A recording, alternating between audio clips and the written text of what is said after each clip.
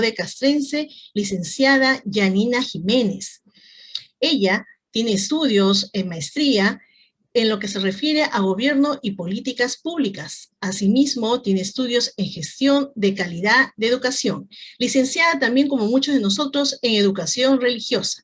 Voy a dejar con ustedes entonces a nuestra querida coordinadora Yanina Jiménez, quien va a desarrollar con nosotros el taller de retroalimentación como recurso de la evaluación formativa. Adelante, Miss Yanina. Buenos días con todos. Gracias, Rainita, por el pase. Vamos a tratar de aprovechar al máximo el tiempo que tenemos para poder ingresar a nuestras salas en particular. Para ello no vamos a perder mucho en preámbulos, así es que vamos a ir de forma directa a lo que el día de hoy nos está trayendo al trabajo. En esta ocasión me toca abordar lo que es la retroalimentación. Deme un segundo, quiero hacer grande la pantalla.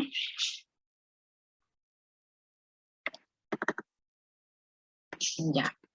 En estos días, precisando el día de ayer, nos dieron todo el bagaje, toda la teoría, todo el marco sobre lo que fue la evaluación formativa, lo que es la evaluación formativa, ¿no? Y ahí nos hicieron ver que la evaluación es una estrategia de recolección de información para orientar nuestra práctica pedagógica que permite el logro de los aprendizajes, que también tengamos en consideración pues los diferentes niveles de desarrollo de las competencias de nuestros estudiantes, porque todo eso es parte de la evaluación formativa. No vamos a entrar solamente vamos a hacer un pequeño recuento para centrarnos una vez más en lo que tenemos que trabajar el día de hoy.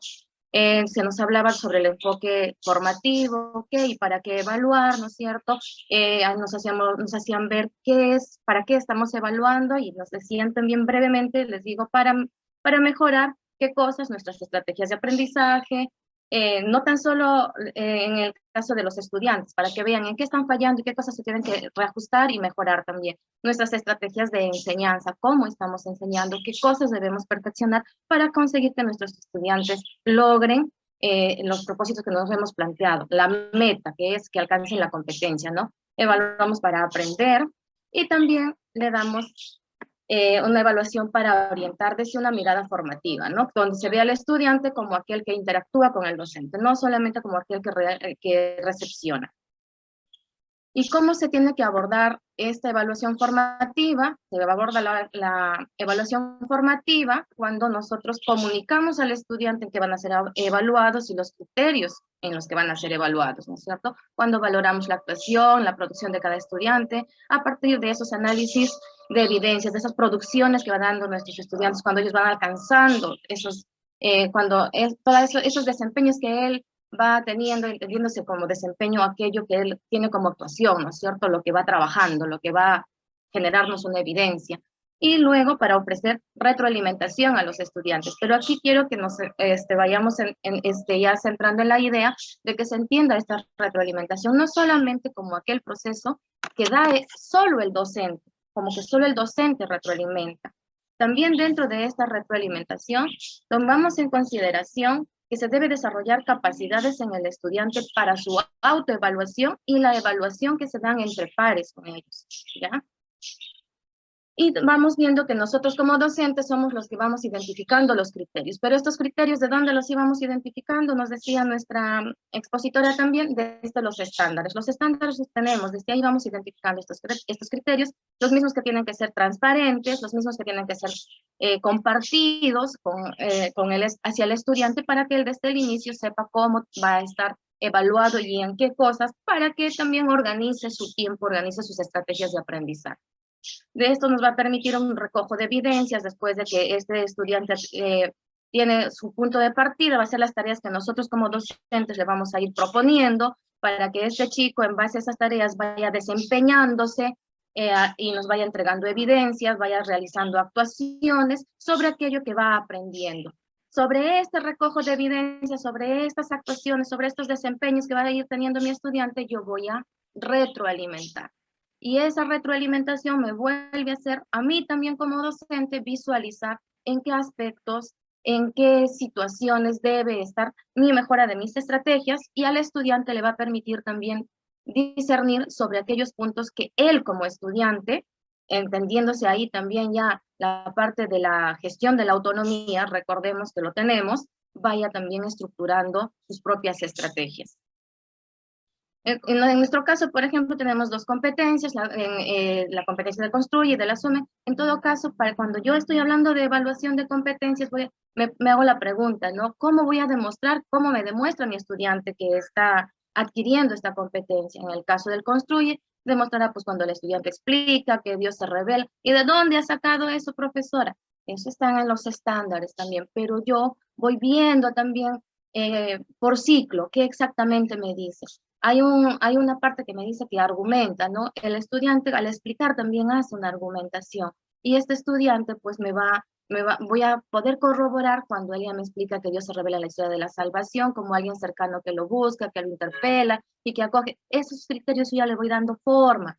Esa es la tarea que a nosotros también el día de hoy nos va a convocar. Las evidencias que van a ser esos ejemplos de desempeño del estudiante siguiendo esa competencia anterior que estábamos mencionando, por ejemplo, en la que se dice que explica que Dios se revela en la historia de la salvación como alguien cercano al hombre, que lo busca, que lo interpela, que lo acoge y continúa, ¿no es cierto? Entonces, en palabras de un adolescente, ¿cómo quizás puede hacer esa redacción, ¿no? Que Jesucristo es el rostro que podemos ver. Entonces yo voy a ir visualizando esto, qué es lo que mi estudiante me va redactando si es que yo le pido un argumento donde se pueda visualizar esa competencia. A todo esto hay que tomar en consideración que las tareas y las instrucciones que nosotros como maestros dejamos deben ser totalmente claras, porque a veces nuestras tareas o lo que vamos dando a nuestro estudiante se presta para las ambigüedades. Entonces, por ejemplo, a veces decimos, ¿no? Analiza la cita bíblica, selecciona las ideas principales y argumenta, y quizás mi instrucción no está siendo tan clara como yo quisiera, y pueden surgir una serie de preguntas para mi estudiante. ¿Qué cosa exactamente debo leer? Puede preguntarse mi estudiante. ¿Cómo elijo esas ideas principales? Lo que son ideas principales para mí serán las mismas ideas para mi profesora. Exactamente eso querrá que yo responda. ¿Qué quiere quiere que explique algo? O sea, si no le hemos dado claras estas instrucciones o estas consignas, a veces generamos en el estudiante una serie de distractores también que no abocan a que este chico pues pueda ir de forma directa a lo que nosotros queremos lograr. Veíamos también con la expositora estos aspectos, ¿no? De la evaluación formativa, hacia dónde caminamos, dónde nos encontramos y cómo avanzamos. Hacia dónde caminamos va a ser esa meta del aprendizaje que nosotros buscamos, dónde nos encontramos, el diagnóstico de lo que ella ya les habló y cómo avanzamos, que va a ser la retroalimentación que el día de hoy nos va a congregar. El cómo avanzamos y tiene que ver con esta retroalimentación, pero no es cualquier retroalimentación. Esta retroalimentación tiene que ser efectiva, y al ser efectiva, esta va a exigir devoluciones, donde estas devoluciones tienen que estar claras, con un lenguaje adecuado a la edad del estudiante, adecuado al ciclo en el que se encuentra, ¿no? Centrado en lo que el estudiante realizó, sobre los avances, sobre las dificultades que no se da una interpretación. Los docentes aquí no hacemos interpretación de lo que quiso tal vez decirme mi estudiante, no. Retroalimento en base a lo que el estudiante hizo. Si el estudiante colocó con las palabras que ha colocado en esa producción, en esa evidencia que me entregó, yo eso es lo que evalúo, sin darle una interpretación de un supuesto que tal vez quiso decir no. Es así de fría, así de cruda, valga la palabra aquí, es lo que yo me centro a rendir esa evaluación de mi estudiante, ¿ya? Y también a su vez en esta devolución va a permitir que el estudiante mejore su propio desempeño, su propia actuación, su propia tarea, ¿ya? Que le va a permitir también a su vez buscar otras estrategias. Si quizás en una sola, él como estrategia tenía que con una sola lectura le bastaba, puede que nosotros con esa retroalimentación y con esa autoevaluación que él va a realizar, se pueda dar cuenta que una sola lectura para él en particular tal vez no bastaba y tendrá que buscar algunas otras estrategias también de lectura, ¿no? Para mejorar la colaboración de sus profesores o de sus compañeros, entendiéndose que este binomio docente-estudiante está en interacción mutua, continua. Y aquí también recordamos un poquito lo que nos decían ayer, ¿para qué evaluamos? ¿No? Y lo he vuelto a citar el para qué evaluamos, porque la finalidad de ese para qué evaluamos es retroalimentar.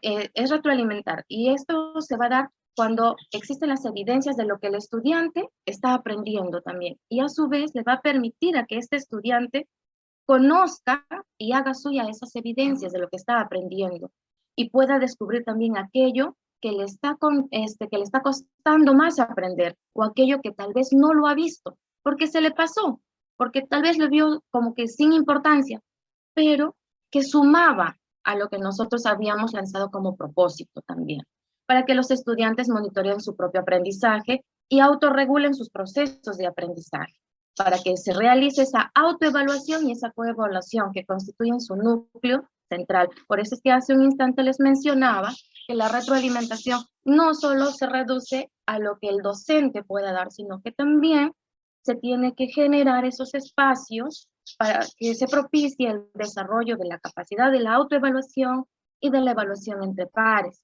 entendiéndose que esto no se va a lograr en un corto plazo, se le tiene que reiterar, se les tiene que hablar muchas veces, quizás ni siquiera en 6 meses se consiga, tal vez ni siquiera en un año, pero se tiene que seguir insistiendo en esa autoevaluación, en esa evaluación entre pares, en la retroalimentación que se va dando también como tal.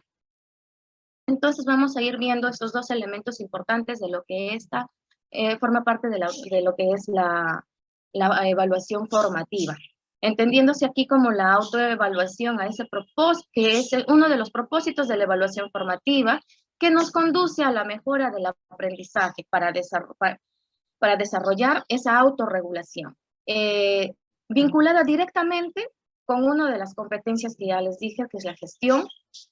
No sé si alguien me puede por el chat complementar eso. ¿Qué nosotros buscamos en esas competencias? Ya el profesor ya les dijo hace un instante, cuando habló de las TIC también, que tenemos otra competencia que está vinculado a esto y que no necesitas hacer una clase, pues, de innovación, ¿no? Sino que la vamos desarrollando desde nuestras diversas áreas.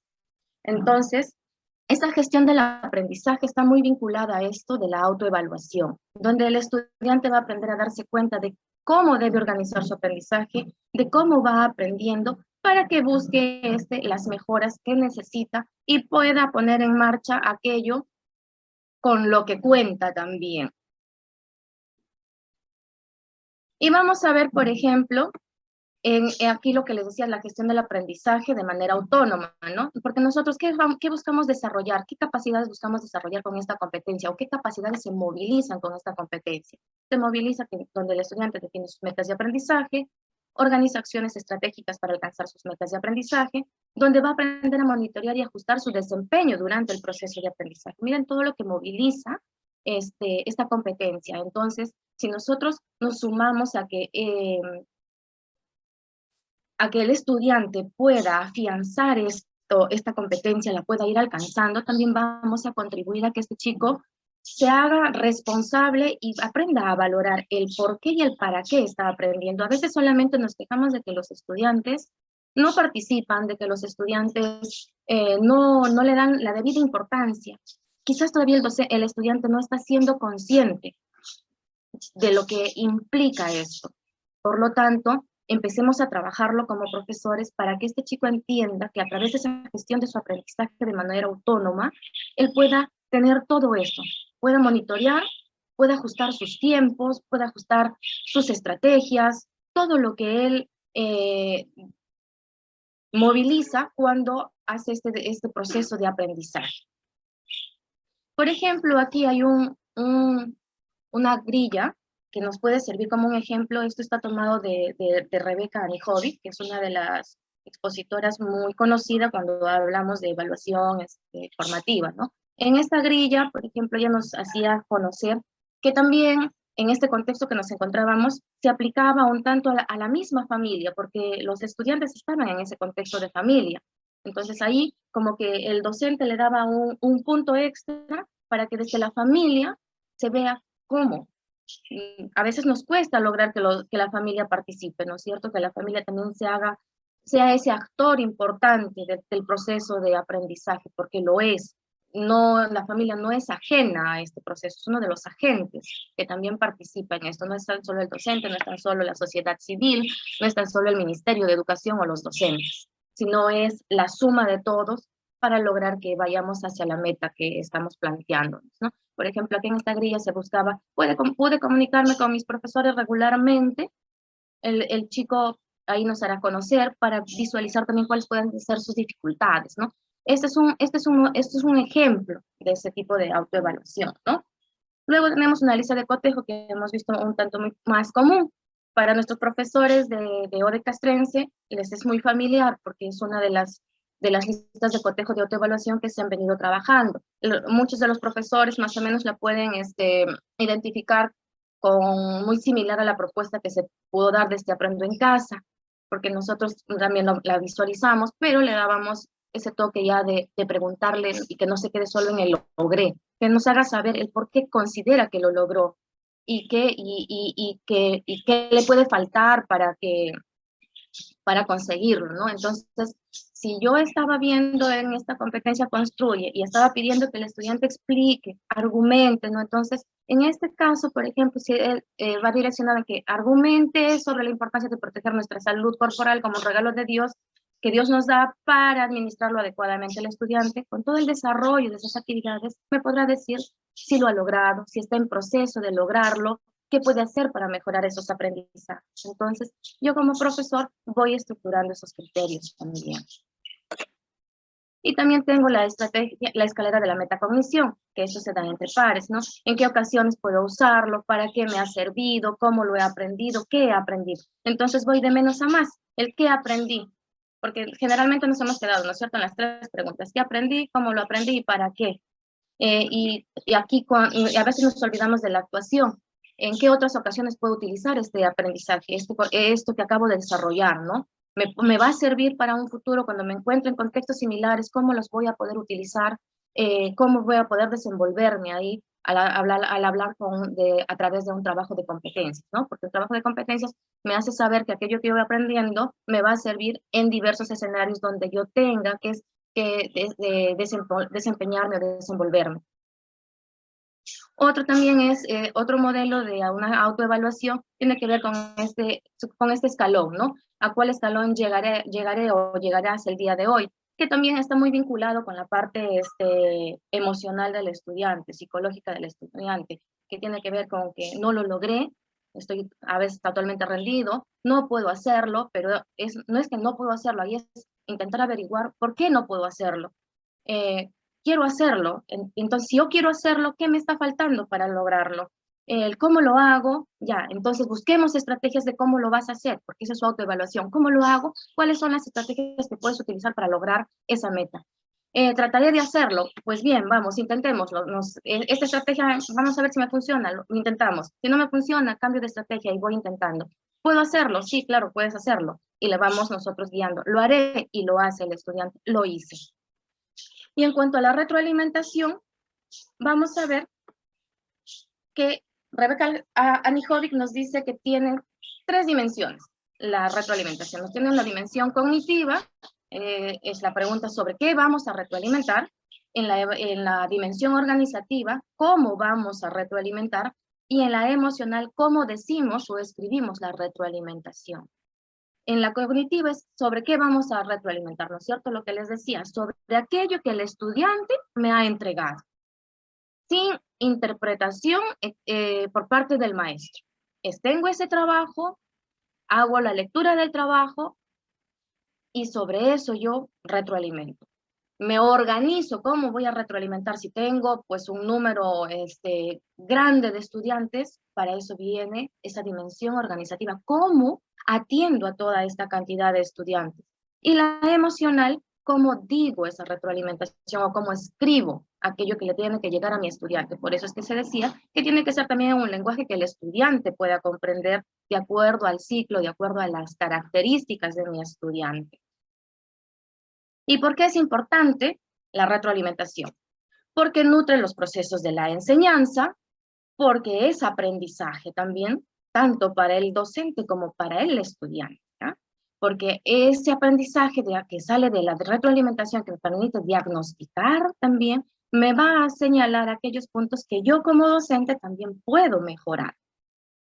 Porque va a aportar en el desempeño de los estudiantes, porque va a evidenciar logros, porque va a mostrar oportunidades de mejora, porque va a contribuir a la toma de decisiones, porque va a favorecer la práctica de nosotros docentes y porque nos va a conducir a la reflexión sobre el proceso de la evaluación que estamos realizando. Entonces, nosotros tenemos algunas estrategias, ¿no? De cómo hacer la retroalimentación. Por ejemplo, una de las tantas conocidas es la escalera de la retroalimentación que plantea Daniel Wilson.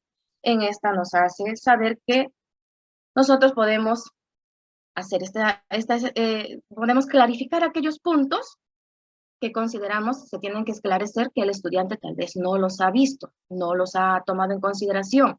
Vamos a poder valorar aquello que ha ido entregándonos.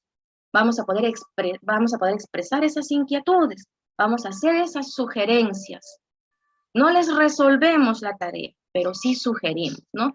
Entonces, aquí en esta escalera de la retroalimentación nos hace saber que cuando los maestros, los estudiantes y las personas en general están recibiendo, dice, y ofreciendo retroalimentación, se recomienda que la conversación tenga en cuenta esos 4 pasos. La clarificación, aquellos puntos que tal vez no quedaron claros, porque por ahí se nos pasó una consigna o el estudiante, a pesar de que nuestra consigna fue clara, no la entendió, se hace la valoración, se expresan las inquietudes que por ahí se van a ir descubriendo y se hacen las sugerencias. Y esta es la propuesta que nos hace Rebeca Anijovic, que la llama SER. S de seguir haciendo, le voy diciendo al estudiante qué cosas está haciendo bien y las debe seguir haciendo. El E de empezar a hacer aquellos que no ha visto el estudiante, que no las ha tomado en cuenta, pero que son importantes y que nosotros como docentes les hacemos que le vamos dando la consigna de que lo empiece a hacer. Y el revisar aquellas que las pudo por ahí de repente ir estructurando, pero las hizo muy sutiles o no las consideró. Entonces también, o las consideró a medias, entonces que las vuelva a revisar, o las consideró de forma totalmente errada. Le voy haciendo ver eso.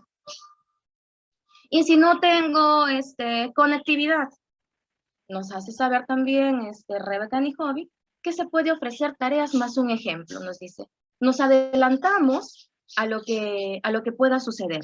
Entonces le damos como una tarea propuesta al estudiante, muy similar a lo que le vamos a pedir, no es exactamente igual, pero sí similar. Escribimos la tarea que le proponemos, damos el ejemplo correcto ofrecido por nosotros docentes, donde escribimos el ejemplo de la tarea, respondida de forma correcta, le enseño cómo hice, pero no es la tarea del estudiante. Le doy las pistas que oriente la tarea que nosotros esperamos de aquello que le vamos a entregar al estudiante. Entonces, por adelantado, yo estoy haciendo esa retroalimentación. Muchos de nosotros hemos participado de diversos cursos virtuales, ¿no? Y hemos recibido guías, hemos recibido materiales, a veces impresos, donde para un trabajo futuro que se nos ha pedido, nos han dado un ejemplo. Esa era la retroalimentación adelantada, donde nos han puesto casos, por ejemplo, un caso similar a lo que nos puedan estar pidiendo. Y nos han puesto aquí las pautas de cómo ir desarrollando. El trabajo que nos pide nuestro maestro no es exactamente al ejemplo que nos han dado, pero ya nos están pormenorizando lo que esperan de nuestro trabajo. Es exactamente eso lo que nosotros ofrecemos cuando damos ejemplos de aquello que esperamos de nuestro estudiante. Y ahora sí, el tiempo ha sido súper corto, por lo tanto hemos corrido un poquito para poder trabajar en salas.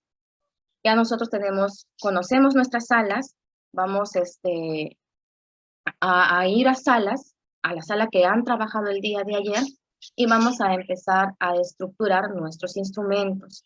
Si no estoy mal, el día de hoy también vamos a trabajar aquellos instrumentos de los cuales ya el día de ayer se nos hizo mención, porque recordemos, ayer hemos terminado de estructurar nuestra experiencia de aprendizaje. Entonces nos faltaría estructurar nuestros criterios para ver algún instrumento de evaluación.